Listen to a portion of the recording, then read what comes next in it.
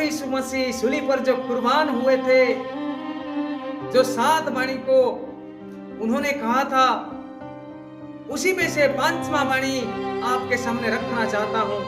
5वां वाणी का जो शीर्षक है प्रभु यीशु मसीह का शारीरिक यातना, और वचन पढ़ना चाहूंगा यूहन्ना लिखित सुसमाचार 19 अध्याय 28 आयत।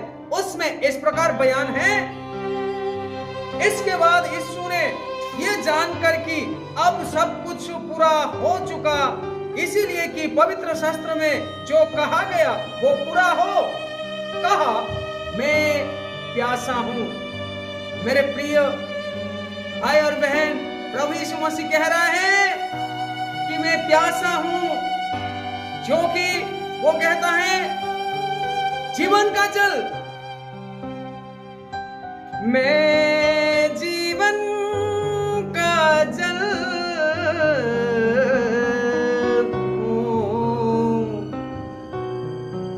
जो कई मुझ पर विश्वास करेगा वो कभी प्यास ना होगा। परंतु मैं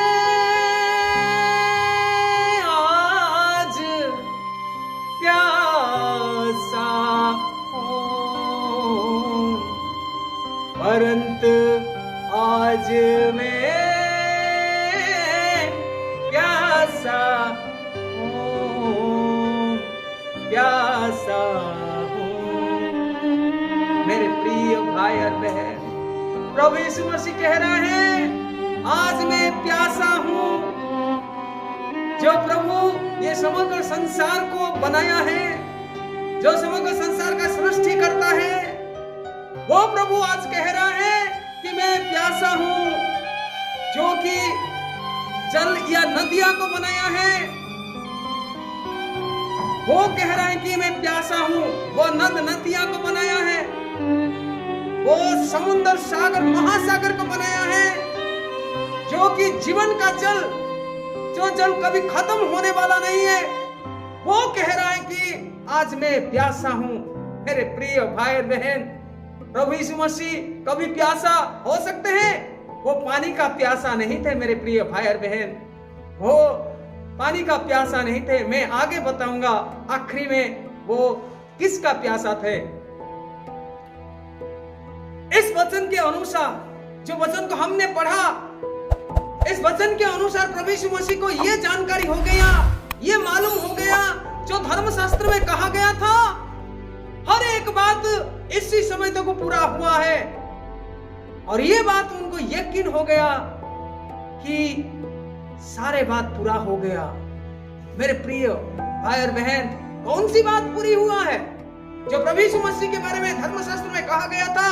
अगर उत्पत्ति पुस्तक 3 अध्याय 15 आयत को पढ़ते हैं तो उसमें जब उस शैतान ने इंसान को पाप में गिराया, और उस शैतान का जो ताकत है, जो पाप के कारण या पाप का मजदूरी मृत्यु इस जगत में आया, और उसको जोड़ने के लिए यानी कि परमेश्वर के सानिध्य में लोगों को लाने के लिए परमेश्वर की ओर से ये वाणी आया था कि मैं स्त्री से एक पुत्र को उत्पन्न करूंगा, और वो पुत्र तुझे कुचल डालेगा।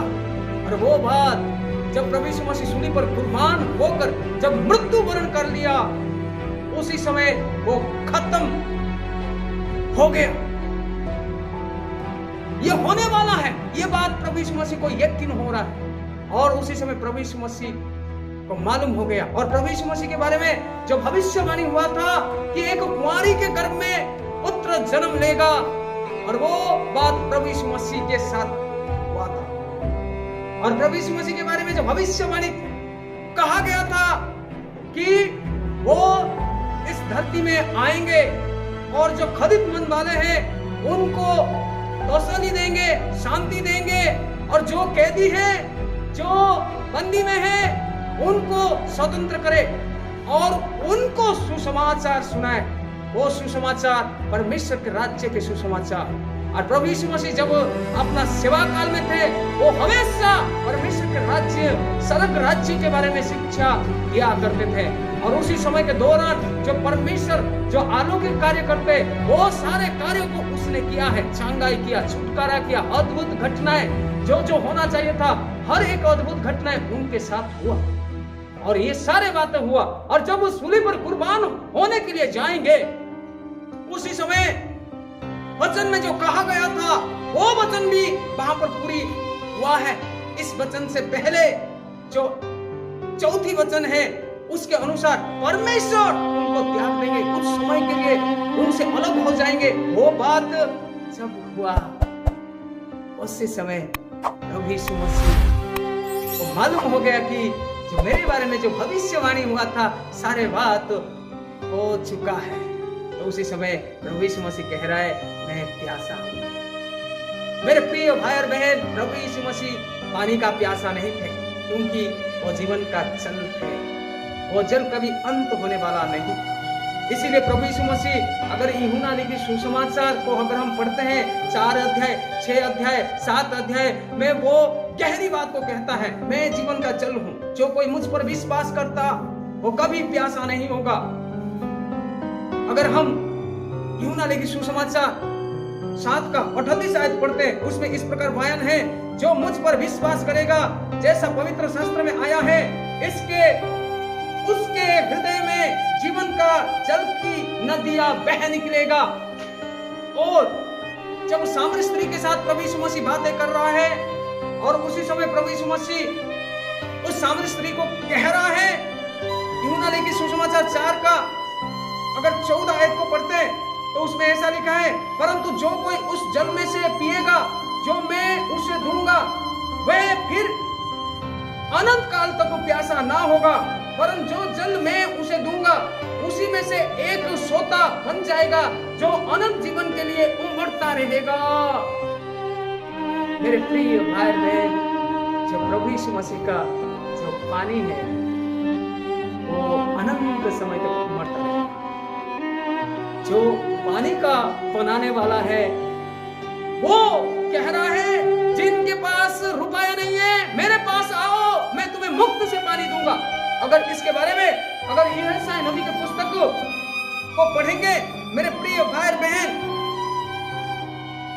उसमें ऐसा लिखा है 55 का 1 आयत में, आओ सब प्यासे लोग पानी के पास आओ, और जिनके पास रुपया ना हो, तुम भी आकर मोल लो और खाओ। दाख मधु और दूध बिना रुपए और बिना दाम ही से आकर ले लो। यानी कि प्रभु यीशु मसीह के पास जो पानी है, वो मुफ्त से ले लो करके वो कहता है। मेरे प्रिय भाई बहन, प्रभु यीशु मसीह को क्या प्यास हो सकता है? परंतु अगर हम आम तौर से सोचेंगे, हो सकता था कि प्रभु यीशु मसीह को प्यास हुआ होगा। हाँ, जरूर उनको प्यास हुआ होगा, क्योंकि अगर हम उसके कुर्बानी को देखते हैं, तो सुबह 9 बजे से लेकर 3 बजे तक इस वाणी को कहने तक वो सूली पर टांगे हुए थे, और उनका सांस चल रहा था, और सांस चल रहा था, यानी कि उनके शरीर का जो वेदना है, उनके संपूर्ण शरीर से लहू बह गया है, उनके शरीर में जो पानी का अंश था वो पूरा खत्म हो गया है। तो हो सकता है कि उसी समय जो शारीरिक पीड़ा के अनुसार, शारीरिक यात्रा के अनुसार प्रभु यीशु मसीह, मैं प्यासा हूं, कहा होगा। मेरे प्रिय भाई बहन, जब ये बात नीचे जो लोग थे, सिपाही या वहां पर जो लोग थे, उनको ये लगा कि ये प्यासा है, तो यहूदी लोगों का जो नीति था कि जब वो किसी को कुर्बान करते थे, उसी समय वे एक ऐसा चीज लेकर उनको पिला देते थे। वो हम अगर पढ़ेंगे, मेरे प्रिय भाई और बहन, भजन संहिता 59 का 21 आयत, उसमें उसका वर्णन है। इसको मैं पढ़ देता हूँ। लोगों ने खाने के लिए इंद्रयान दिया, और मेरी प्यास बुझाने के लिए मुझे सिरका पिलाया। मेरे प्रिय भाई बहन, सिरका सिर का वो चीज है, एक कड़वाहट द्रव्य है। उस कड़वाहट द्रव्य को जब कोई पीता है तो उनके शरीर का पीड़ा से थोड़ा सा आराम मिलता है। तो यहूदी लोग जो सूली पर कुर्बान करते थे, उनको आखिरी सांस में वो सिरका पिलाया करते थे। परंतु प्रभु यीशु मसीह ने उस सिरका को जब वो उनको पिलाए, उस समय वो केवल चाखा और उसको पिया नहीं। प्रभु यीशु मसीह उस सिरका को क्यों नहीं पिए? मेरे प्रिय भाई बहन, प्रभु यीशु मसीह ये जानना चाहा कि मनुष्य जो दुख उठाते हैं, कष्ट उठाते हैं, पाप का परिणाम जो कितना वेदना होता है, उस वेदना को मैं अनुभव करूं। इसलिए प्रभु यीशु मसीह सिरका को नहीं लिया और समग्र संसार के लोगों का पाप का बोझ को अपने ऊपर लेते हुए, रोगों को लेते हुए, कष्ट को लेते हुए, पीड़ा को लेते हुए प्रभु यीशु मसीह कुर्बान हो रहे थे। और उस समय सारे बात, इसी समय को जो घटना घटना चाहिए था, सारे घटना घट गया। तो प्रभु यीशु मसीह उसी समय कह रहा है, मैं प्यासा। प्रभु यीशु मसीह किस बात के लिए प्यासा थे? ये है पिन पॉइंट। मेरे प्रिय भाई बहन, प्रभु यीशु मसीह का जो प्यासा है वो है, अगर हम भजन संहिता 42 का 2 आयत पढ़ते हैं, उसमें लिखा है, जीवित ईश्वर, हाँ परमेश्वर का मैं प्यासा हूं, मैं कब जाकर परमेश्वर को अपना मुंह दिखाऊंगा। मेरे प्रिय भाई बहन, इससे पहले जो वचन है, एली एली लामा सबक्तानी, यानी कि परमेश्वर, हे परमेश्वर तो मुझे क्यों छोड़ दिया? अभी परमेश्वर उनके साथ नहीं है। जो परमेश्वर का, जो प्रभु यीशु मसीह और पिता परमेश्वर और पवित्र आत्मा का जो संपर्क है, वो हमेशा एकता में था, लेकिन इसी समय पिता परमेश्वर उनके साथ नहीं है। क्यों? क्योंकि प्रभु यीशु मसीह बाप में है। ये बात हम चौथी वाणी में हम सीखा है।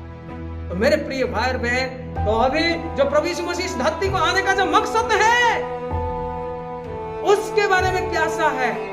जो बाबा आदम के द्वारा इस संसार में पाप आया, पाप का मजदूरी मृत्यु प्रवेश हुआ और मृत्यु के कारण लोग नरक जाने वाले थे, लेकिन मैं जो इस संसार में आया हूं, लोगों को जीवन दूं, बहुतायत का जीवन दूं, अनंत जीवन दूं, ये प्रभु यीशु मसीह का प्यासा है। आदम के द्वारा लोगों ने पाप में आए, पाप के कारण नरक की ओर जाते, लेकिन मेरे कारण जो कोई मुझ पर विश्वास करेगा, जो कोई मुझ में बना रहेगा, वो अनंत जीवन, जहां पर मैं हूं, जहां पर परमेश्वर है, वहां सब के सब आए। ये प्रभु यीशु मसीह का प्यासा था। लोगों के लिए जो प्यासा था, उस बात को लेकर प्रभु यीशु मसीह यहाँ पर कहा, मैं प्यासा, जहां मैं हूं वहां मुझ पर विश्वास करने वाले लोग भी आ पाए। प्रभु इस वचन के द्वारा आप सबको बहुत ऐसे आशीष करे। प्रेज द लॉर्ड, आमीन।